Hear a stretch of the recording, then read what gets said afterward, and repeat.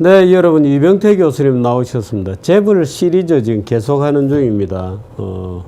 재벌이 무슨 죄를 지었나, 죽을 죄를 지었나. 오늘 세 번째 편입니다. 모시도록 하겠습니다. 어서 오십시오. 안녕하십니까. 제목이 아주 끝내줍니다. 예. 오늘은 그 중에서도 황제경영. 황제경영. 그 말도 많은. 우리나라의 요새 제일 경제계 정치권을 지배하는 게 경제 민주화잖아요. 뭐 경제 민주화한다고 상법 개정도 하고 뭐 경주화 민주화의 반대 개념이 황제경영이죠. 혼자 다 한다, 독재한다 이런 거고요. 제가 이미 하셨지만 재벌 시리즈 계속하고 있는데 첫 번째 이게 첫 번에 이제 재벌이 한국에만 있느냐 그 얘기를 했었고요. 두 번째 경제력 집중 과도하게 돼 있다라고 하는 통계가 얼마나 웃기는 거다. 이제 오늘이 총수 일가가 소위 황제 경영을 한다. 총수가 이제 다른 말로 하면 쥐꼬리만한 지분으로 전횡을 한다. 이제 이런 거고요. 그 황제 경영의 비난을 하는 근거가 한 세 가지 정도가 있습니다. 하나는 이게 가공자본에 의한 쥐꼬리만한 걸로 전체 3% 가지고 왜 회사 전부를 지배하냐 이런 거고요. 그 다음에 일반 주주의 희생하에 대주주의 사익을 추구한다는 거고요. 그 다음에 뭐 요새 많이 된 정경유착 및 뭐 기업 범죄를 많이 범한다 이런 이야기를 하고 있습니다. 그래서 그 이야기를 가지고 얘기를 하겠습니다. 어떤 교수는 학생들에게 재벌을 범죄 집단이라고 얘기하기도 해요. 그러니까 요새 해체 개혁이 아니라 해체를 범죄 집단이면 당연히 해체시켜야죠, 정부가. 그래서 그게 뭔가 한번 좀 경영학적으로 보겠습니다. 보십시다. 이 가공자본이 뭐냐 보면 대주주가 회사를 하나 A라는 회사를 설립을 자기 돈을 대서 지분율 X만큼을 가지고 회사를 설립을 했다고 치고 여기서 번 돈을 가지고 이 기업이 다시 이제 계열사를 하나 투자를 한다. 또 대주주가 직접 자기 지분을 집어넣을 수도 있겠죠. 그래서 회사가 대주주 개인의 자산 투자하고 계열사의 투자로 만들어지면 이제 회사에 만약에 B라는 회사의 자본금이 100인데 대주주가 10%를 가지고 있고 90%를 다른 계열사가 투자를 했다 그러면 근데 이 다른 계열사를 대주주가 통제를 하니까 실제 의사결정권은 자기 10%가 아니라 전체 100%를 한다. 그래서 이 회사의 자본금에 비해서 계열사에서 투자한 자본을 가공자본이라고 하는 거죠. 그래서 만약에 이 전체 중에서 이제 자기 의사 결정권 또는 이거 이제 대주주의 의사 결정권 Y라고 그러면 Y, X 자기가 가지고 있는 지분 이상에 가지고 있는 거를 다 가공자본이라고 그러고 그 격차를 소유주배에 저기서 CB는 뭐지? 회사 B의 자본금이죠. 총자본금이죠. 자본금에 이 사람이 가지고 있는 게. 그래서 그 실제 자기 지분 대비 의결권 행사하는 거에 격차가 얼마 있나를 이제 여러 가지로 재볼 수가 있겠죠. 그래서 차이만큼을 가지고 10% 가지는데 100% 지배를 한다면 90%가 소유하고 지배하고의 차이다. 괴리 지표라고 그러죠. 아니면 10% 가지면서 100% 하니까 10배의 소유 지배 괴리가 있다라고도 하고 그 B에 뺀 거는 D3는 그러면 이제 그 괴리가 얼마나 적으냐를 보는 거겠죠. 그렇게 이제 여러 가지로 재볼 수가 있습니다. 이제 첫 번째 질문은 그럼 가공자본은 한국에만 있는 거고 해외에 없는 거고 왜 한국에는 이런 계열사를 통한 창업을 왜 많이 하게 됐나 이거를 좀 따져볼 얘기 하겠습니다. 우선 우리나라에서 지금 역사적으로 이렇게 기업 집단에서 대주주 개인이 가지고 있는 지분하고 계열사 지분하고 의결권하고 차이를 보면 당연히 이제 기업 규모가 커지고 공개 기업이 많아지면 개인의 지분이 주로 떨어지겠죠. 그리고 계열사 지분은 뭐 거의 비슷하게 유지가 됩니다. 그래서 지금 보시면 이제 일대 자연인이 예. 뭐 삼성 같으면 이건희 회장이 가지고 있는 지분이 이렇게 이제 줄어드는 거를 보실 수가 예. 있고 연도로 갈수록요. 그래서 이렇게 개인의 지분이 줄어드는 거는 기업 공개를 하고 기업이 커지면서 나타나는 뭐 당연하죠. 현상이고, 예. 그리고 예. 자본금 규모가 커질수록 개인의 지분은 작아지죠. 예. 1, 5대 합은 뭡니까? 1대 주주하고 2대 주주, 5대 주주 뭐 이렇게 가는 거죠. 합쳐서 합입니다. 예. 그래서 관투치. 네, 이제 몇 개의 기업이냐 하는 거고요. 예. 그리고 우리나라가 이게 기업 공개를 한 것이 기업이 원해서 공개한 거라기보다는 예. 기업 공개 촉진법을 통해서 이 공개를 하라고 막 권유를 했거든요. 압력을 넣었죠. 예. 그렇게 해서 이제 이런 현상이 나타났고요. 그래서 그러면 우리가 재벌만 그러고 있나를 보면 예. 이게 이제 소위 회색이 재벌들이고요. 예. 요거는 이 대규모가 아닌 그냥 보통 기업들이고요. 요건 예. 4대 재벌 기업입니다. 그렇군요. 그러면 예. 그 재벌이고 아니고 4대 재벌과 상관없이 연도가 갈수록 내부 지분율이 계속 올라갔죠. 네. 근데 그게 결정적으로 어디서 많이 올라갔나를 보시면 이 쭉 거의 비슷하게 유지되다가 사실은 변화가 별로 없었죠. 예. 그러다 96년 이후로 확 올라갔죠. 오히려 4대 그룹은 쭉 떨어졌군요. 쭉 떨어지다가 예, 97년부터 여기서부터 확 올라갔습니다. 확 올라갔습니다. 예. 왜 그랬을까 이게? 왜 결국에는 뭐 저기 이제 내부 지분율을 안 높였다. 내부 지분율을 사실은 내부 지분율이 떨어지는 것이 효율적인 것인데 오히려 좀 반대 방향으로 간 거네요, 그죠? 왜 이렇게 황재경을 욕하는데 거꾸로 내부 지분율, 계열사 지분율이 높아지냐?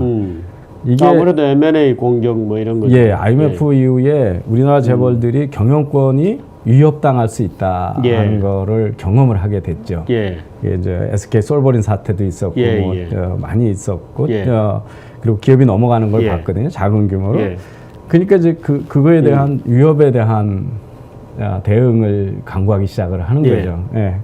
그래서 이 황제 경영을 한다는 게 무슨 재벌 기업만 하는 게 아니고 모든 기업에서 이제 내부 지분율이 높아지고 예. 있다는 걸 제가 보여주는 거고요. 그래서 보면 이제 이 4대 그룹하고 뭐 이렇게 보면 클수록 자기가 그 개인이 가지고 있는 지분은 적은데 계열사 지분은 많으니까 예. 가진 거에 비해서 몇 배를 그 의결권을 행사하냐, 지배권을 행사하면 4대 그룹은 한 6배, 5대에서 10대는 4배, 20대 그룹까지는 한 2.5배, 그 예. 이하는 뭐 1.8배 정도로 이제 이렇게 실제 개인이 가지고 있는 거하고 네. 그 계열사를 통한 지배 구조가 격차가 있다는 걸 볼 수가 있습니다. 예.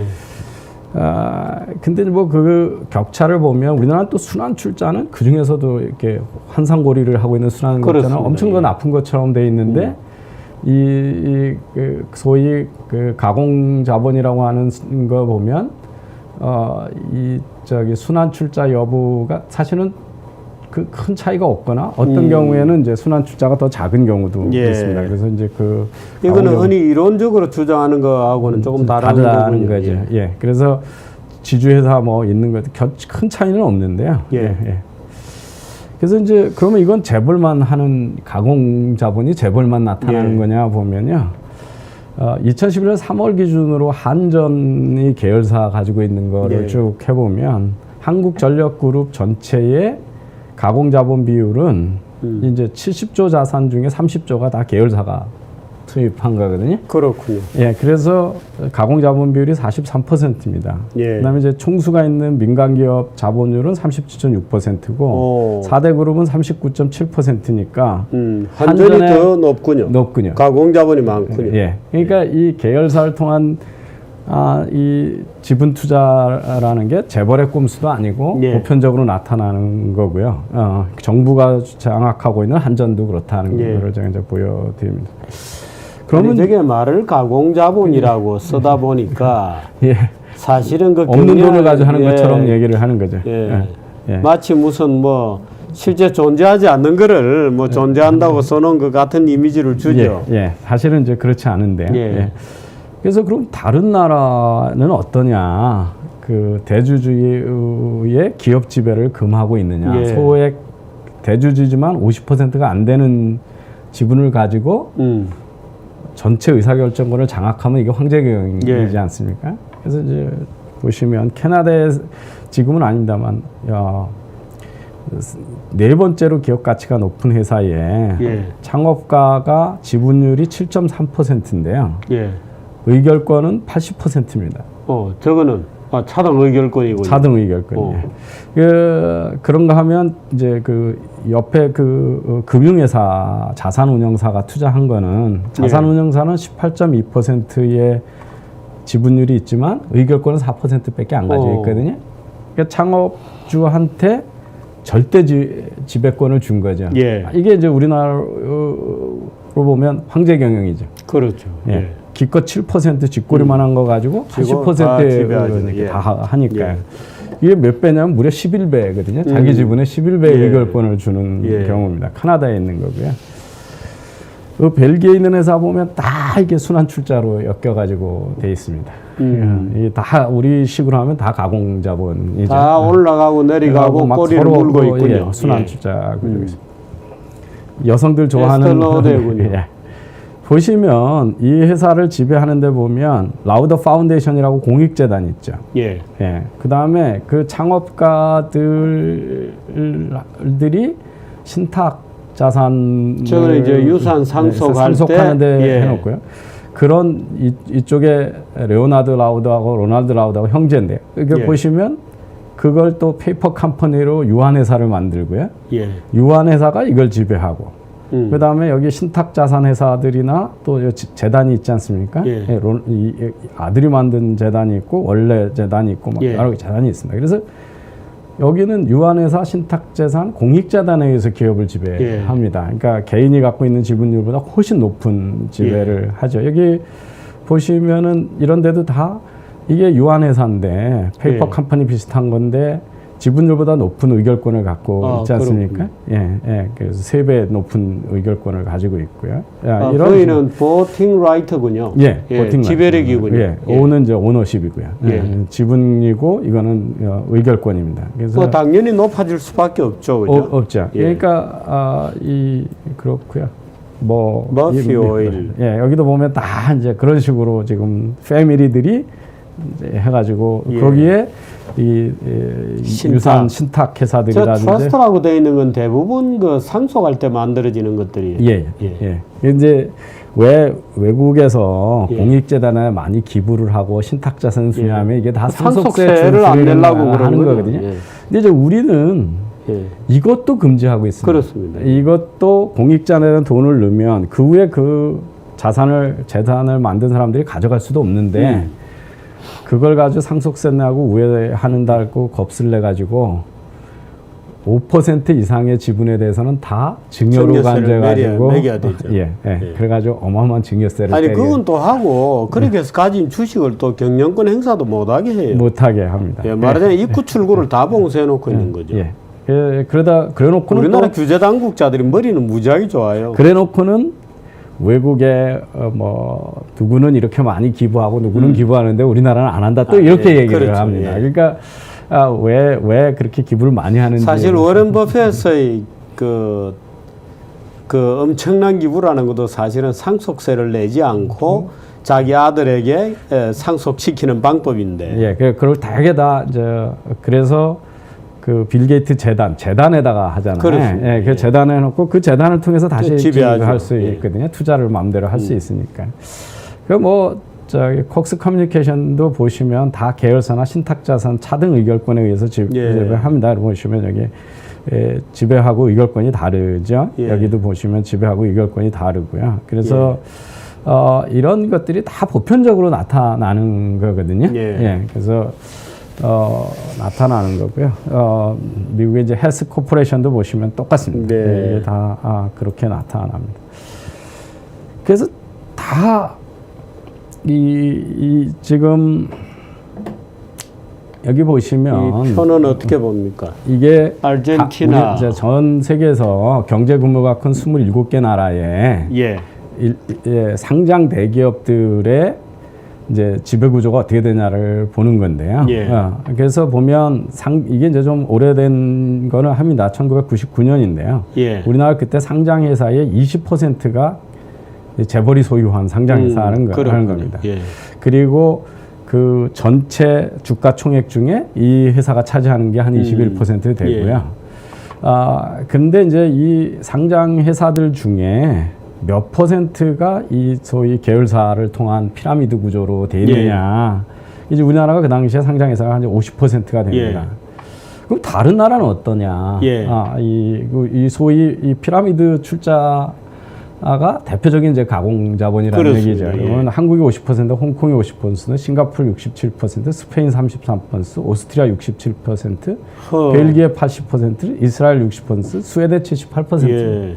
그러니까 영미 국가 빼놓고는 아주 보편적으로 예. 다 나타나는 거죠. 예. 그래서 그런 큰 회사들을 그게 개인이 금융회사가 지배하고 있건 개인이 지배하고 있거든 이제 전체 50% 이상이 아니라 최대 지주가 이 회사를 지배하는 확률이 얼마가 되냐. 의결권을 다 가져가는 그 좌우지할 수 있는 확률이 어떻게 되냐. 이게 이제 뭐 아르헨티나의 가족 경영 회사 같으면 이 단일 지주 그 한 가족이나 한 단일 지주가 이 회사를 지배할 확률이 85%고요. 이제 한국이 뭐 75% 이렇게 돼 있습니다. 그러니까 네덜란드는 100%입니다. 스페인도 100%고 미국도 가족 경영 회사는 그냥 한 회사가 지배하는 게 100%거든요. 오른쪽에 저거는 조금 바뀌었군요. 한국하고 아르헨티나 오른쪽 그림 최대 지주 지배율 그죠? 한국 아르헨티나가 바뀐 숫자입니다. 이게 이제 여기 누계로 제가 한 거고요. 누계입니까? 그러니까 이게 이제 정부가 공기업인 경우에 그 한 주주가 회사 전체를 지배할 확률이 얼마가 되냐 보면 아르헨티나는 33%. 그러니까 공기업도 여러 이제 주주가 있다는 뜻이고요. 그런가 하면 오스트리아에서는 이제 공기업은 100% 한 주주가 정부겠죠. 정부가 돼 있고요. 우리나라도 그렇겠습니다. 그래서 이제 그 다음에 이거는 금융회사가 지배하는 거거든요. 우리나라는 금융회사가 지배하는 상장회사는 없습니다. 이게 아예 없고요. 그 다음에 이제 주인 없는 기업이라고 누구나 그냥 많은 주주가 가지고 있는 금융회사가 사업지주가 못되게 하고 있으니까 그렇군요. 당연히 없습니다. 그래서 전체적으로 보면 상장회사 중에 단일 지배 주주가 회사가 되든 금융회사가 되든 그 회사의 의결권을 황제적으로 가지고 있는 확률이 몇 %가 되냐 보면 나라별로 다 70%, 60% 이렇게 된다는 거예요. 그러니까 이게 소유 경영이 완전히 민주화돼 있다라고 하는 이탈리아 같은 경우는 100%군요. 100%입니다. 그 이제 미국이 특이하잖아요. 이게 이제 구글 지주회사고, 지주회사고 이게 구글 자회사들인데 지주회사가 100%다 가지고 있지 않습니까? 그 왜 미국처럼 우리나라나 다른 나라들은 안 하냐? 만약에 우리가 지금처럼 가공 자산을 안 하려면 이렇게 지금 대주주가 뭐 회사의 20%를 가지고 있고 B를 51%를 이 계열사가 투자를 하면 50% 이상 가지고 있으니까 B 회사를 지배할 수 있지 않습니까? 근데 이제 51%가 왔는데 100이라고 하는 돈이 들어간다고 가정을 하면 이렇게 안 하려면 이 계열사를 통해서 가공 자본을 안 만들려면 대주주가 어떻게 되냐면 20% 여기다 투자하고 여기 100이라는 투자를 자기가 투자를 해야 되겠죠, 직접. 그렇죠? 그러면 이 100을 마련하는 방법이 어떻게 되나요? 뭐 회사의 A에서 먼저 만든 회사 배당을 많이 받아야 되죠. 마당을 받는데 이게 20%밖에 없으니까 100이라는 돈을 받으려면 500을 배당해야 되는데요. 500을 배당하고 나면 정부가 소득세로 얼마를 가져가나요? 뭐 한 30몇 % 되죠. 반쯤 가져가야죠. 반쯤. 그러니까 500을 배당해야 되는 게 아니라 한 1000쯤은 배당을 해야 됩니다. 그러면 그거 아니면 차입에 의해서 하든지요. 아니면 이 회사에 소액만 투자를 해놓고 경영권을 포기할 수밖에 없는 거겠죠. 그러면 이 회사가 만들어지겠습니까? 안 만들어지죠. 안 만들어지는 거거든요. 돈이 없는데 뭐. 당연히 회사가 만들어지지 않죠. 그리고 독립회사로 만들어 놓으면 경영권을 뺏기는데 그 왜 투자를 하겠습니까? 그러니까 이게 차입을 하면 우리나라에서는 위험 투자를 해주는 투자회사가 금융회사가 없고 예. 지금도 없습니다. 이게 예. 거의 없고요. 그다음에 차입을 하려고 그러면 이자율은 한번 60년대 70년대 보세요. 이자율이 몇 퍼센트가 그 이자율을 대고 그때는 뭐 20%, 예, 30% 그렇게 차입을 해서 회사를 만들고 나면 대주주 망하는 거죠. 뭐. 예. 그리고 이 회사가 금융 비용을 견딜 수도 없는 예. 거고요. 그러니까 이게 가장 합리적인 예. 회사를 만드는 수단이라는 거죠. 우리나라 처지에서는.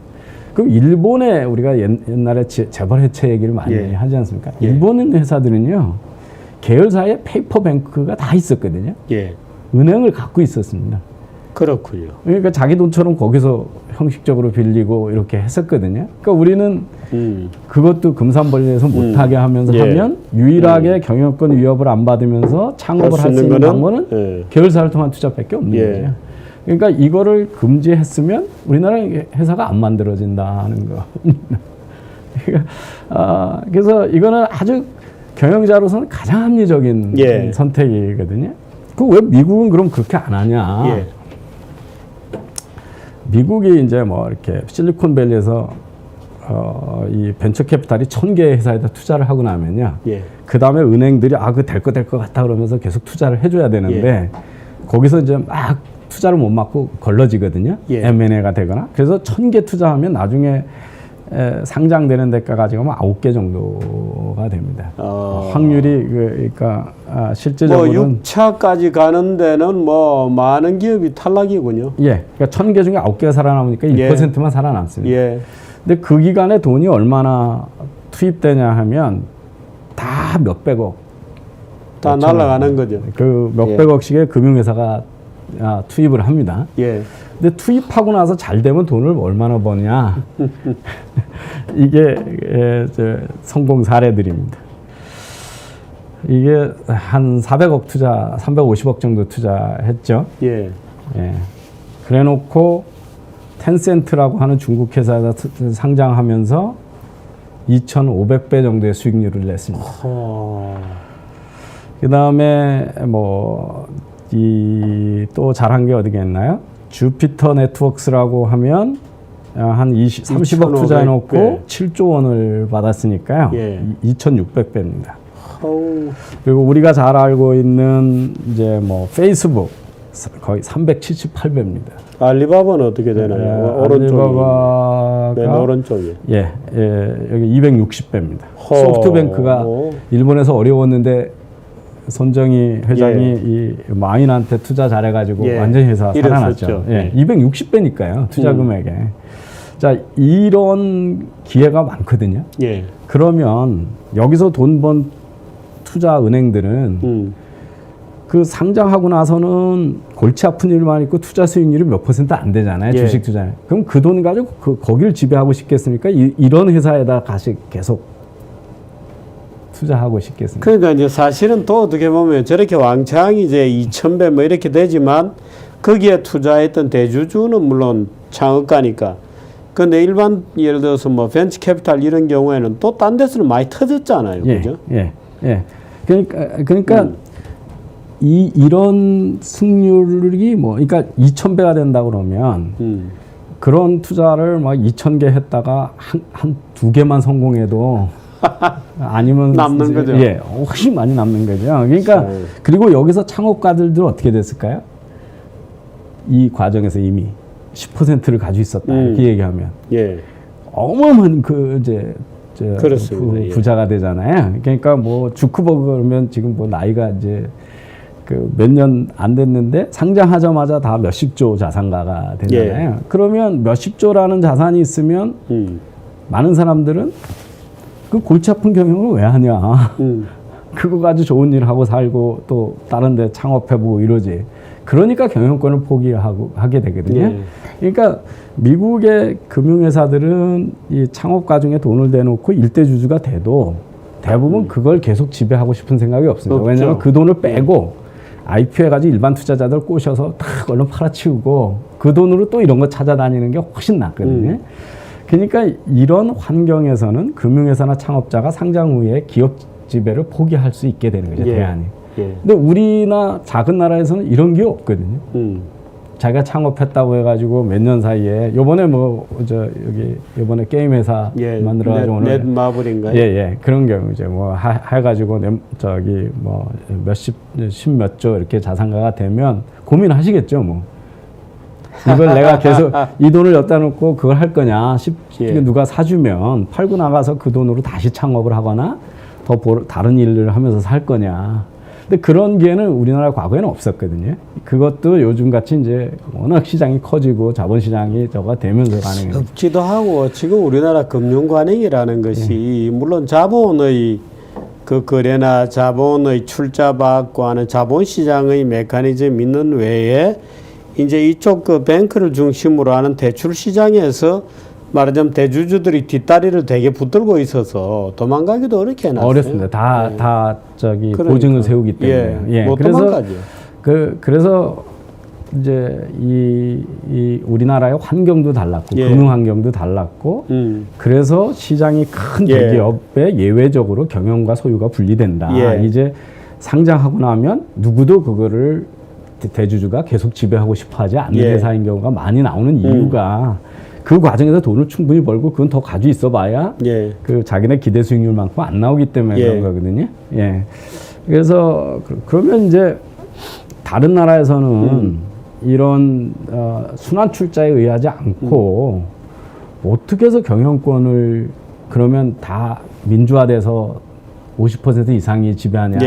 여전히 그 상위 이 몇 퍼센트가 지배를 하거든요. 그래서 이제 우리가 기업이라고 그러면 주총이 있고요. 주주들이 있고 이사회가 주주로부터 경영 감시 통제 권한을 위임받고 경영진이 운영하는 거로 이렇게 돼 있지 않습니까? 일반적으로. 제가 그 경제 민주화해야 된다고 주장하시는 야당 국회의원께서 이사회는 의회고 경영진은 행정부니까 의회가 열심히 감시를 해야 좋은 지배 구조다. 그래서 경영권은 계속 도전을 받아야 된다. 이런 얘기를 하시더라고요. 뭐 저 방송에 나오신 분이니까 저하고 같이 했는데 저 국민의당의 최이배 의원이라는 분이 그렇게 해야 된다. 정치 권력 구조에 의지해 놓는 거죠. 그것처럼 그래야 그게 이제 경제 민주화하고 투명해지고 좋은 지배 구조라는 얘기를 하시는 거예요. 근데 왜 다른 나라에서 그렇게 우리나라와 다른 황제 경영을 허용하냐를 좀 생각해 보시면 그 황제 경영이 뭐냐면 50% 미만의 일부 주주가 의사결정권을 지배하는 경우죠. 그죠? 또는 경영진과 이사회를 지배하는 구조. 이거를 황제 경영이라는 거 아닙니까? 소액 주준다. 왜 조금 가지고 다 지배한다. 이제 제가 다른 나라 어떻게 하냐. 아까 이미 보여드렸죠. 차등 의결권이라는 게 있습니다. 그 다음에 차등 의결권이 없는데 회사 만들 때 대주주 간에 당신은 지분이 5%지만 의결권은 30% 가져야 됩니다. 이런 계약이 사적 계약이 허용되는 나라가 많습니다. 그래서 이런 게 하는 거군요. 또는 5%인데 이사를 뽑을 수 있는 권리는 50%를 가져가라. 왜냐하면 이사회에서 최종 승인하면 다 되니까요. 그래서 의결권을 넘는 이사 지명권을 주는 경우도 있습니다. 그 다음에 이제 포이즌 필이라고 우리 많이 얘기하죠. 가만히 있다가 누가 이걸 사면 주식 청구권을 500배를 주겠다, 40배를 주면 이 사람 주식을 살려면 이제 어마어마한 주식이 자기 주식을 줘야 되니까 이 포이즌 필 말하자면 누가 공격만 들어오면 자기 몸집을 확 불려버리는 거죠. 그래서 산 놈한테 니네 주식을 내가 가지고 있는 주식에 이거에 40배를 내놔라. 이러면 이제 못 사잖아요. 그래서 이게 먹었다가는 자기가 죽으니까 포이즌 필이라고 하는 건데요. 그 다음에 이제 이사회가 최종적인 경영진을 통제하니까 이사회를 함부로 남들이 와서 못 바꾸게 하기 위해서 시차로 뭐 이런 여러 가지 이제 지배가 있는데 우린 이제 보시면 차등 의결권은 제가 뭐 너무 여러 번 얘기를 해서 많이 있어서요. 그러니까 이 구글의 창업자가 13.9%의 지분을 가지고 58.4%의 의결권을 행사하고 있고요. 컴캐스트라고 하는 회사의 창업가하고 아버지와 아들이 3%인데 의결권은 90% 가까이 가지고 있습니다. 그러니까 이거는 뭐 86%. 말하자면 차등 의결권 외에 여러 가지 계약을 통해서 이거는 차등 의결권입니다. 이건 차등 의결권이고. 예, 그다음에 이제 포드 자동차 얼마나 예. 큰 회사입니까? 창업가 6% 가족이 후손이 6%를 가지고 있는데 의결권은 40%를 가지고 있습니다. 아마존의 창업가 베조스는 19% 지분으로 과반 의결권을 예. 가지고 있고요. 나스닥에 들어가 있는 100개 그 인덱스에 써 있는 것 예. 중에 한 25%가 차등 의결권을 가지고 예. 있습니다. S&P 1500개 중에 한 7개 기업이 이 황제 경영 수단을 갖고 있습니다. 공개 예. 기업들도요. 예. 예. 그래서 뭐 이 여러 개 보시면 이제 뭐 이 차등 의결권을 가지고 있는 것들이 한 37개 있고 뭐 이렇게 있고요. 이 이제 그리고 앞 페이지 다시 한번 돌아가 보시죠. 예. 이제 미국의 이거는, S&P 1500대 기업인데요. 예. 그 중에 이제 뭐 이게 산업별로 이런 소액 주주들한테 차등 의결권 내지는 기업 지배를 허용하는 걸 가지고 있는 비중이 예. 기업 숫자가 여기 이렇게 있습니다. 예. 그렇고요. 그 1980년 기준입니다만 500대 기업, 포춘 500대 기업 중에 456개를 조사해 봤더니 예. 그 중에 149개가 기업 창업가 예. 가족에서 가족들이 경영을 하고 예. 있는 겁니다. 그래서 상당히 보편적이라는 거고요. 예. 아까 보여드린 거 27대 경제대국에서 상위 20대 기업을 보면 예. 이제 30%가 재벌 개인 기업이고요. 18%는 기업 공기업이 지배하고 뭐 이렇게 돼 있습니다. 이걸 중견기업으로 내려가면요. 패밀리가 컨트롤하는 게 53%로 늘어납니다. 예. 그 동남아시아는 어떻게 되냐 보면요. 2,980개 대기업을 조사해봤더니 3분의 2가 다 가족 경영입니다. 예. 그러고요. 그럼 유럽은 어떠거냐? 유럽의 44%가 5,000개 기업 중에 44%가 가족 경영입니다. 재벌이고요. 예. 그다음에 S&P 500도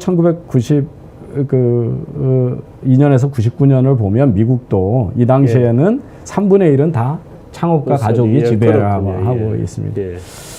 프랑스, 네덜란드, 스웨덴에서 64% 기업에서 주식 장기 보유하는 사람들한테 차등 의결권을 주고 있고요. 그러니까 주식을 가지고 5년 지나면 뭐 의결권이 더 생기고 10년 지나면 더 생기고 이렇게 됩니다. 10년이 되면 뭐 2개가 되고 뭐 예. 이렇게 되는 거죠. 예. 그래서 그게 무려 유럽의 64% 기업이 그렇게 하고 있다. 네. 그래서 장기 보유를 저거 하거든요. 예. 포지션 P는 제가 설명을 했고요. 그럼 왜 아까 야당 의원이나 우리 경제민주화 주장하는 사람처럼 민주적으로 안 하고 예. 소수의 대주주한테 경영 지배권을 주냐? 소액주주하고 대주주가 다르다는 거죠. 우선 기본적으로. 주주가 다르다는 거예요. 예. 그러니까 주주 중에는 기업의 장기적 이익에 관심이 없거나 반하는 주주도 많다는 거죠. 그러니까 대주주는 장기적으로 전략적인 주주지만 아까 기업들 같으면은 나는 경영에는 아무 관심이 없고 수익률만 달라. 이런 재무적 투자자도 있고요. 일반 투자자는 더 하죠. 며칠 안 가지고 있지 않습니까? 그러니까 여기는 완전히 단기 차익만 늘으니까 주가를 2, 3일 만에 올려주는 게 최고죠. 내년에 뭐가 되든. 그러니까 소액주주는 기본적으로 주인이 아닙니다. 주인이 아니죠. 그러니까 주가가 올라가기를 바라는 거고 또 주가가 올라가면 언제라도 팔고 도망갈 수가 있잖아요. 대주주는 팔고 도망을 못 가죠. 그 다음에 이제 더더욱이나 회사를 적대시하는 주주들도 있다는 거죠. 이제 벌처 캐피탈이나 적대적 M&A를 하려고 하는 경쟁사가 그래서 회사를 파탄 내키겠다는 주주도 있다는 거예요. 그러니까 이걸 똑같이 해가지고 51%를 민주적으로 운영하는 게 기업한테 맞지 않다는 거죠. 제가 예를 들어서 이렇게 했습니다. 농부가 과수 농사를 잘 지어야 되는데 도둑이 서리꾼이 너무 많아가지고 맨날 그 담이나 높이 쌓고 그것만 감시하면 사과 농사가 잘 되겠냐. 그런데 이제 그 경제민주화 주장하는 분들은 그 도둑이 많다는 걸 이해를 안 하시는 거예요. 못 하는 겁니다. 그 다음에 이제 또 하나는 이 왜 소수한테 의사결정권을 집중해 주냐면 과단성 있는 의사결정이 중요한 예. 이게 점점 중요해지고 예. 세상의 흐름이 빨라지는 거고요. 또 하나는 이걸 안 하면 어떻게 되냐. 이런 예. 걸 안 해주면 예. 아까도 했지만 투자를 못 하게 되고 예. 경영권을 위협받으니까 아니면 해외 가서 투자를 하게 되겠죠. 예. 큰 자본을 마련하기 위해서. 그래서 적은 자본으로 경영권을 보호할 수 있는 시장으로 몰리게 되겠죠. 예. 예, 이제 이런 이유로 사실은 주는 예. 거거든요. 그래서 자꾸 주주가 내가 똑같은 소유권이 있는 것처럼 얘기를 하는데 예. 주주는 물건의 수인하고는 전혀 다른 얘기거든요. 그러면 제가 삼성전자 주식을 몇 주 가지고 있다고 해서 똑같이 책임과 권한이 있다 그러면 제가 아무 때나 그 삼성전자에 들락날락 할 수도 있어야 되고 내 마음대로 기계 몇 개는 띄어서 팔 수가 있냐. 아니면 지금 이재용 부회장이 책임을 지고 지금 저렇게 하는데 그럼 나도 그 주식만큼 책임을 져야 되냐. 아니지 않습니까? 그죠? 저는 아주 이거에서 그 재밌는 얘기군요. 그러니까 내가 삼성전자 주식 가지고 있으니까 저녁에 삼성전자 야 문 좀 열어라 내 좀 들어가 볼란다. 내가 주인인데요, 그죠? 주인인데. 그러니까 그런 주인은 아니라는 거죠. 그러니까 예. 아주 제한된 권리를 갖고 있는 거죠. 예. 이거에서 주식이 올라가면 아니면 수익이 많이 나면 배당을 받을 권리 예. 뭐 정도의 아주 제한된 권리를 주고 산 거지. 예. 이게 마치 무슨 똑같이 오너십을 가지고 있는 것처럼 하는 거는 경영 이론에서도 요즘은 그렇게 예. 보지는 않습니다. 예. 그래서 이제 이 주주가 물건의 주인하고 다르다라는 걸 예. 인정을 해야 되고요. 왜 같은 소액 주주들한테다가 경영 권한을 안 주냐면 이게 이제 주식을 가지고 얼마나 빨리 회전하냐. 아우, 중국이 굉장히 이게 높군요. 초단기죠. 그러니까 이 주식 그다음 미국도 이게 아주 큰 골머리거든요. 예. 경영에 관심 있는 사람이 없는 거예요. 예. 이게 한국도 거래를 초단기로 하는 나라 중에 앞부분 중에 하나입니다. 이게 예. 이제 2014년인데요. 그러니까 이게 유럽은 아까 제가 그 장기 보유를 하면 예. 거기에 대한 인센티브가 많다 그랬잖아요. 그러니까 유럽 쪽은 좀 장기 보유를 하는 장기 보유가 하고 있군요. 있습니다. 이게 이제 한 번 주식을 가지면 몇 년이나 가지고 있냐를 보면 1940년에는 짧아지는군요. 예, 뉴욕 시장 같으면 14년씩 보유를 했었습니다. 10년 이상 장기 보유를 했다가 지금 뭐냐면 1년도 안 가지고 있는 거예요. 평균적으로 예. 다 합쳐서 대주주하고 선생하고 그렇군요. 이 런던입니다. 런던 1960년에 8년 가지고 있던 게 다 몇 개월입니다. 평균이. 하하.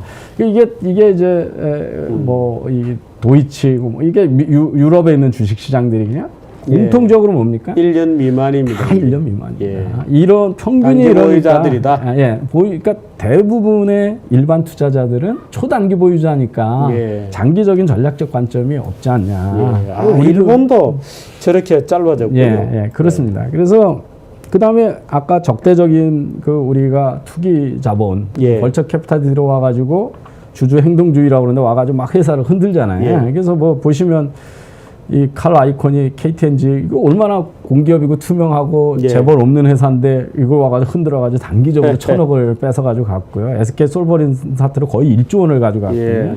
론스터가 얼마나 돈을 많이 벌어갔습니까? 엘리엇이 얼마나 위협을 하고 이러니까. 그래서 이런 것들을 경영권 보수단이 없으니까 이런 일이 자꾸 예. 와서 흔들고 그렇게 되거든요. 그러고 나면 어떻게 되냐. 이게 보시면은 이제 전에도 한번 제가 보여드렸는데 이게 우리나라 상장사들의 외국인 지분율이고요. 예. 이게 국내 그 기업들의 투자율입니다. 예. 역관계군요. 예. 언론 외국인 보기에도. 지분이 많아지면 어떻게 돼요? 투자를 적게 하는군요. 배당을 많이 해줘야 되잖아요. 그죠? 아니 배당도 그렇고 예. 외국인 지분이 높은 상태에서 투자를 해서 자기가 가져갈 부정이 부분이 적어지니까. 예. 그래서 이 경영권이 보호되지 않으면 예. 그러니까 일반 단기 차익을 노리는 지주가 많아지면 사실은 투자가 안 일어나게 예. 됩니다. 그렇군요. 예. 예. 이제 여기 제가 뭐 구구 설명 안 했습니다. 인도에서 차등 의결권을 더 확대해야 된다라고 하는 예. 이제 이유를 쭉 써 있는데요. 하나는 이게 이제 차등 의결권을 줘야 회사가 장기적인 전략이나 그렇군요. 사회적 미션을 예. 수행을 한다. 예. 그 다음에 이제 뭐 이 외국이 와서 뺏어간다든지 예. 외국 투자가 늘어난다든지 예. 뭐 더 쉬운 이 외국으로 안 가게 하려면 이런 걸 예. 해야 된다. 이제 이런 이유로 장점이 많은 거거든요. 예. 우리는 해결이 안 되고 있습니다. 이제 어느 게 더 좋으냐를 보면 제가 이게 하여튼 미국에 보면 그 지배를 구조를 높이기 위해서 예. 이게 대부분 이제 이 IPO 할 때 기업의 정관을 만들지 않습니까? 예. 그러면 이 주주 중심으로 정관을 만드는 게 좋으냐, 경영진 중심으로 만드는 게 그렇군요. 좋으냐를 예. 보면 다 경영진 중심 회사가 예. 선호되고 그게 주가도 높거든요. 예. 그러니까 민주화된 회사가 수익률이 낮다고 보는 거죠, 주식시장이. 예. 그다음에 이제 40%가 시차 임기제를 가지고 있고 20%는 이사가 한번 임명되면 주층에서 소위 못 자르고. 경영의 주도권을 인정하고 하고 보호해주는 예, 그래야 수익률이 높다라고 예. 하는 거죠. 그래서 예. 여기 보시면 이제 주별로 규제가 미국은 많이 다르지 않습니까? 예. 그래서 주주 권한을 강화해 놓은 주하고 예. 주주 권한보다는 경영진의나 이사의 권한을 강화한 주하고 어디다 회사 등록을 많이 하나. 예. 이걸 보니까 회사 설립이 또 주마다 다르니까. 예. 그 주주의 권한을 강화한 데는 회사 설립이 잘 안 되고 예. 그렇다라고 하는 게 이제 이 논문이 주장하는 겁니다. 그리고 황제경이 왜 필요하냐? 제가 이제 지난번에도 한번 보여드렸는데 이게 아마존인데요. 예. 아마존의 이게 매출액인데 이익은 제로입니다. 97년 창업해서 15년까지 지금 한 번도 제대로 이익을 내본 적이 없습니다. 아, 그렇군요. 예. 근데 이게 실제 이익이 안 나서 그런 게 아니라 난 이익으로 수없이 많은 새로운 사업을 벌이는 겁니다. 다 예. 재투자하는 거거든요. 근데 이거를 이렇게 많은 회사를 인수하는 신속히 인수해가지고 첫 번에는 책 팔다가 일반 전자상거래가 됐다가 예. 크라우드 사업하다가 그 스트리밍 서비스 하다가 영화 뭐 이런 거 예. 하지 않습니까? 그리고 요새는 이제 식품 집으로 배달해주는 예. 판매점으로 확대했거든요. 아, 그렇군요. 예, 그거 확대를 하는데 이렇게 많은 회사들을 M&A를 하는 거거든요. 예, 투자 금액이 지금 아마존의 계열사가 M&A 한 회사가 뭐 세지도 못할 4-50개 되겠군요. 예, 예. 더 되나요? 예, 더 되겠는군요. 예. 근데 이제 주가가 이렇게 나타나는 거죠. 이게 아마존 주가고 이게 S&P고 S&P 500이고 이게 이제 우리가 잘 나간다고 보는 회사들인데 이게 애플입니다. 애플이 올라간 거고 이게 아마존이 올라간 거거든요. 예. 그러니까 애플이나 월마트에 비해서도 월등히 아마존의 성과가 그렇군요. 높지 않습니까? 이게 이제 아까 과단성 있는 의사결정을 베조스가 하니까 신속히 저렇게 하는 거고 구글도 그래서 그렇고 그 페이스북도 주크버그가 거의 70%의 의결 배당 안 하죠. 예, 배당도 안 하고 한 사람이 지분은 아주 조금인데 의결권을 70%를 가지고 있는 그 주크버그가. 그 왜 그렇게 되냐면 세상이 너무 빨리 변하니까 맞아요. 과단성 있게 해야 된다는 이게 지금 미국의 기업은 민주주의가 아니죠. 기본적으로. 그 S&P 500으로 들어갔다가 거기서 쫓겨나는 데까지 몇 년 동안을 S&P에 그 존속을 하나 그 역사를 보여주는 건데 60년대 S&P에 들어간 기업은 한 60년 동안 S&P 500에 그대로 머물러 있습니다. 근데 최근에 내려와서는 그 안에 머무를 수 있는 평균력이 10몇 년밖에 안 됩니다. 그러니까 계속 바뀌는 거죠. 그러니까 모토로라가 얼마나 좋은 회사였으니까. 저 기업의 어떤 S&P 500 생존도 약간 주기성이 있는 것처럼 보이는군요. 그런데 보시면 이게 그러니까 크게 한번 산업 흐름이 바뀔 때마다 그리고 쫙 바뀌는 이제 롱텀으로 비즈니스 사이클이 있으니까 이 저성장기조가 되면 약한 기업들은 멀망하니까 그래서 이제 호황 때하고 불황 때를 보시면 비즈니스 사이클하고 비슷합니다. 그렇지만 전반적으로 어마어마하게 줄었잖아요. 그렇군요. 그러니까 60년 되던 게 10 몇 년으로 줄었으니까 6분의 1로 짧아졌으니까 경제 변화 젊은 죽는답니다. 변화의 속도가 얼마나 빠르냐. 거꾸로 얘기하면 성장하는 기업들은 얼마나 빨리 성장하냐 보면 이게 이제 창업에 대해서 기업 가치가 10조 원 되는데 몇 년 걸리느냐.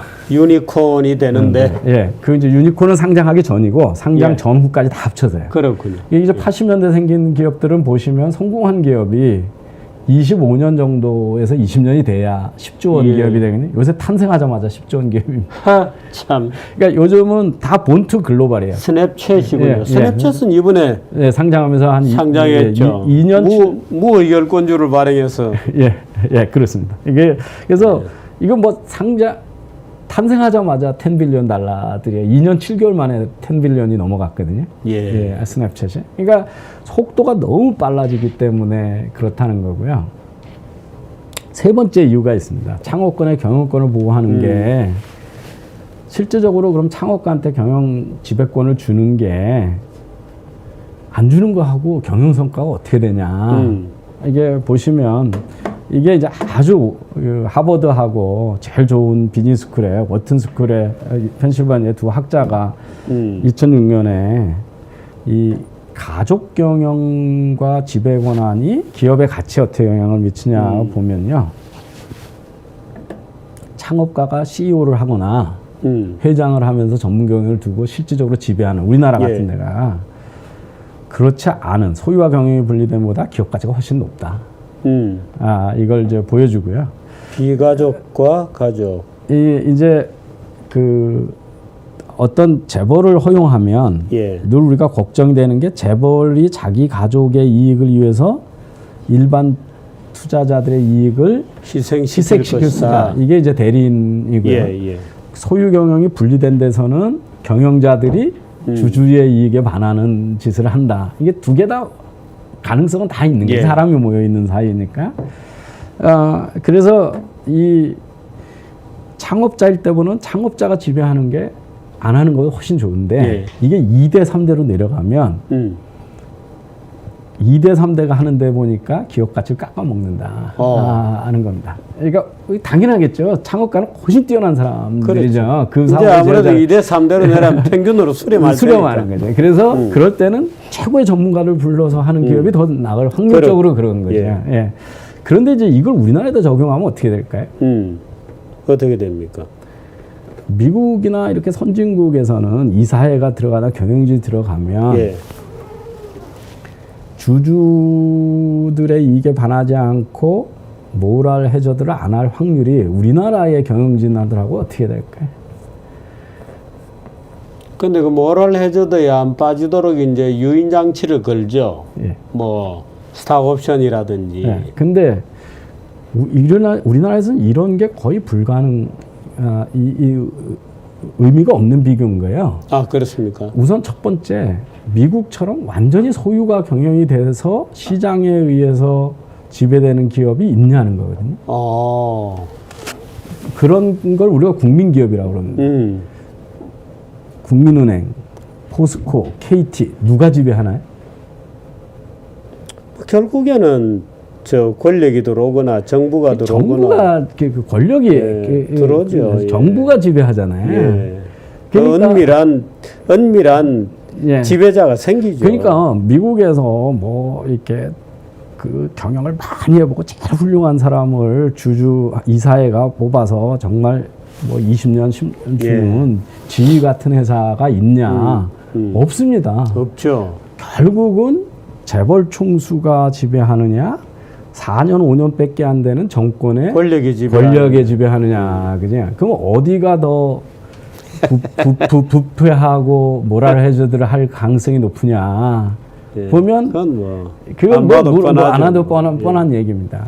뻔한 문이고 우리 사회가 과연 다른 선진 사회만큼 그렇게 도덕적 해이를 안 하는 전문가들을 꽉 차 있는 사회냐? 이걸 비교해 보면 우리나라에서는 아마 2세, 3세가 하는 것도 주인 없는 기업보다 나을 겁니다. 아마 그건 실제로 미국 같은 데서조차도 이번 사실은 전문 경영인들의 경영 실패가 굉장히 많았고 제가 볼 때 우리나라는 더 심할 수도 있어요. 그래서 여기 이게 이제 아주 학문적으로 조사한 건데요.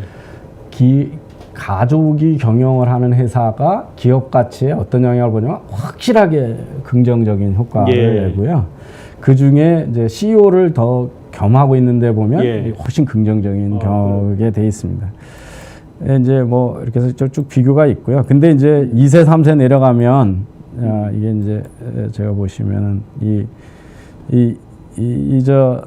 창업자가 했을 때 파운드고 3.1이었다면 이제 이게 절반 가까이 떨어지고 이게 이제 그 자손들이 하고 그랬을 때는 훨씬 이제 떨어지고 그래서 이제 그 일반 경영을 하고 있는 데가 더 높고 이게 1등, 2등, 3등 그래서 못난 자식이 하면 그래서 이제 저 3대, 4대 가는 기업이 많지 않다는 거고요. 그 이제 그렇습니다. 근데 또 하나의 이유가 있습니다. 하나는 뭐냐면 이게 물건을 팔았는데 기대보다 잘 안 팔리면 어떻게 되나요? 전문 경영 같으면 이 핑계 저 핑계 대고 자꾸 결단을 못 내립니다. 넘기려고 다음 끼는 넘기려고 그러죠. 그래서 이 연구는 기대보다 좋으면 그걸 미는 힘하고 기대가 떨어졌을 때 단종을 과감히 하는 거가 기업의 권력 구조가 얼마나 중앙 집중화되어 있을 때 어떻게 나타나는가를 연구한 건데요. 그러면서 여기서 이제 삼성이 과단성 있게 단종 그리고 전 다 토탈 리콜 이거를 전문 경영만으로 있는 회사가 했을까? 이제 그런 질문입니다. 그런데 어디에라도 사실은 강력한 컨트롤 타워가 없으면 말하자면 분권화된 사업부들 간에 치열한 자원쟁탈전과 암투가 벌어지죠. 그래서 사실은 나중에는 작동불능의 상태로 가거나 늘 그 권력이 불안해져서 우리 정치권처럼 권력 투쟁이 일상화되죠. 그래서 그 지배권적인 중심추가 있어야 되는데 주인이 관리를 하는 거하고 주인이 아닌 대리인이 관리하는 건 다른 거네요. 늘 분명히 다릅니다. 그래서 그러니까 어떨 때는 독립 공개기업이면 주주와 이사의 사이에 갈등이 있는 거고 대주주 통제기업은 지배구조와 일반 구조의 갈등 구조는 있는 건데 어느 게 더 좋다라고 하는 정답은 없다. 사회에 따라 다를 거고 그런데 대부분은 주인이 있는 기업이 더 잘하다라는 게 일반적이고요. 이사회가 미국 이사회도 이제 대주주가 이사회를 다 임명하는 경우가 있고 대주주가 없는 경우가 있으니까 이사회의 독립성이 경영 성과에 과연 도움을 주냐. 한 두 개의 논문이 몇십 년 뉴욕에 상장된 회사를 가지고 해봤더니 그거로는 아무런 차이가 없다. 그러니까 우리 사회이사 이런 거에 대한 그 기대가 너무 높다는 겁니다. 이제 세 번째가 이제 재벌이 전횡을 하니까 정경 6차가 기업 비리가 많다고 그러시잖아요. 그래서 제가 거꾸로 그러면 재벌이 황제 경영 안 하는 기업들은 기업 범죄가 없냐? 그럼 우리 지금 IMF 이후에 최근에 우리가 기억하는 기업 비리 중에 제일 큰 게 어느 거냐? 삼성이 몇백억 지원 재단에다 지원한 게 큰 비리입니까? 대우조선해양의 몇십조 분식회계가 큰 비리야. 이거는 회사를 먹은 비리잖아요. 근데 이거는 산업은행이 대주주였고 한 푼의 지주율도 없는 전문 경영이 한 비리잖아요. 그러니까 이거는 재벌 구조하고는 아무 무관한 대리인이고 감시가 없고 큰 돈이 되면 어디나 일어날 수 있는 일이라는 걸 좀 인정할 필요가 있다. 그래서 이게 꼭 마치 기업 비리와 정경유착이 다 재벌 때문에 생기는 것처럼. 근데 거꾸로 가만히 생각해보면 논리적으로 보면요. 3년 뺏기, 5년 뺏기 그 자리에 있을지 없을지 모르는 그리고 감시를 외부에서 잘 못하는 기업하고 내 자식, 손자까지 물려주고 국민을 감시를 받고 지탄을 받고 있는 어디가 큰 범죄를 저지를 확률이 높을 것 같습니까? 당연히 헛것도 주인이 있어야죠. 그럼요. 그래서 이게 재벌 때문에 범죄가 많아지는 게 아니고 사실은 주인이 있는 데가 큰 범죄를 일을 확률이 적습니다. 적습니다. 그래서 제가 아니 전 세계에서 기업 범죄를 제일 많이 일으킨 것 중에 1위가 엔론입니다. 엔론인데 무려 그 주주들한테 손해 끼친 게 11조가 넘거든요. 한 15조 정도 됩니다. 이거 뭐 재벌하고 아무 상관없는 거 아닙니까? 그 MCI라고 했던 월드콤 탑10이군요. 탑10입니다. 그 중에 9번째가 대우의 분식회계입니다. 김우중 회장이 했다는 분식회계의 양이 9번째입니다. 그래서 그것뿐만 아니라 다른 데 이제 쭉 이렇게 많고요. 요새 그러면 영국 기업들은 다 착하냐? 이게 1년에 한 80조 정도 기업 비리가 있다고 그러고요. 지금 우리나라에서는 보도를 잘 안 하는데요. 유럽이 발칵 뒤집혔습니다. 뭐냐면 이게 저 글로벌 런드로맷이라고 그래가지고 예. 러시아 범죄 집단이 그 어마어마한 돈을 유럽 은행들을 통해서 자금 세탁을 한 겁니다. 그래서 영국에 어마어마한 돈이 들어간 거예요. 예. 그 중에 하나가 도이치뱅크거든요. 도이치뱅크에서 세탁을 하고 해가지고 영국에다가 이제 옮긴 거죠. 이게 이제 러시아 돈이. 이 도이치뱅크가 도널드 트럼프한테 $300 밀리언 융자 준 회사거든요. 거기까지 요새 불똥이 뛰고 있습니다. 그래서 지금 보면 여기 유럽에 대부분의 은행이 여기 지금 관련이 돼 있습니다. 그래서 그러니까 이게 무슨 재벌 구조하고 뭔 상관이 있습니까? 예. 기업 범죄 많이. 이게 이제 전 세계적으로 얼마나 기업 비리가 많은가를 이렇게 저기 설문조사하고 뭐 해가지고 난 보고서인데요. 나라에 상관없습니다. 이 보고서는 어디서 냈나요? 이게 제가 여기 딱 안 썼는데요. 이게 뭐 하여튼 기업 투명성이라고 하는 그 어떻게 하면 기업들이 하는 건데 제가 다음번에 좀 다시 말씀드리겠습니다. 그래서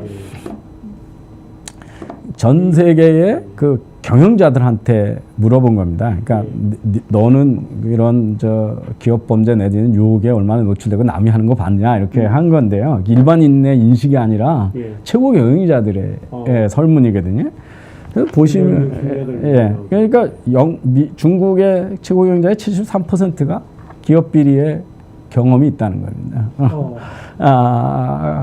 그러고요. 그게 뭐 러시아 73%고요. 미국도 75%예요.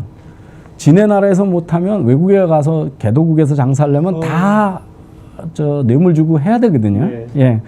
그래서 이게 이제 미국 일반적이고요. 일반적입니다. 그러니까 이제 미국이고요. 그래서 이 오늘 이제 결론을 말씀드리면 이 가공이라고 하는 것은 문제가 뭐 원인과 인과관계를 따지는 거고요. 이제 우선은 이 경영권 보호라고 하는 거는 필요한 거고 다 한다. 다른 나라도 우리는 못하게 하는 게 많지만 외국에는 하고. 그러니까 우리나라에서는 차등 일권을 허용 안 하고 금산 분리를 주장하고 이런 상태에서는 그리고 금리가 비싼 나라에서고 개인 소득세 비율이 높은 나라에서는 계열사를 통한 투자가 유일하게 경영권에 이어받지 않으면서 투자를 할 수 있는 수단이었다라고 하는 거가 첫 번째고요. 그건 불법도 아니고 전 세계 다 있는 거고. 국가에 안 뺏기려면 할 수 없이 기업을 내부적으로 출자를 할 수밖에 없죠. 그러면 이제 개인에게 왔다가 돌아 나가면 순간에 반토막이 나버리니까.